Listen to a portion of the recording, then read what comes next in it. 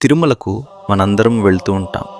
కానీ వెంకటేశ్వర స్వామి కంటే ముందు వరాహస్వామిని ఎందుకు దర్శించుకుంటారో మీకు తెలుసా?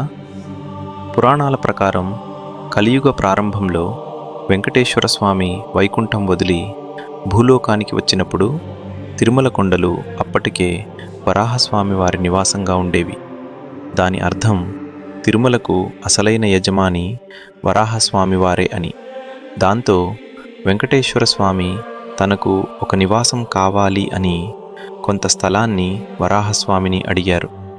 అప్పుడు వరాహస్వామి శ్రీవారితో ఒక ఒప్పందం కుదుర్చుకున్నారు.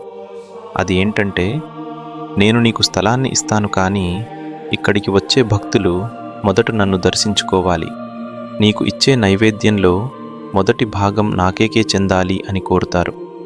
అది విన్న వెంకటేశ్వర స్వామి చిరునవ్వుతో అంగీకరించి వరాహస్వామికి మొదటి దర్శనం మరియు మొదటి నైవేద్యం దక్కుతాయి అని చెప్తాడు. ఆ రోజు నుండి ఈ రోజు వరకు తిరుమలకు వెళ్ళే భక్తులు అందరూ స్వామి పుష్కరంలో స్నానం చేసి మొదట వరాహస్వామిని దర్శించుకున్నాకే శ్రీవారి ఆలయంలోకి వెళ్తారు. ఈ విధంగా చేస్తేనే తిరుమల యాత్ర పూర్తయి శ్రీవారి కృప లభిస్తుందని అంటారు. ఫ్రెండ్స్, గోవిందా గోవిందా అని కామెంట్ చేయండి.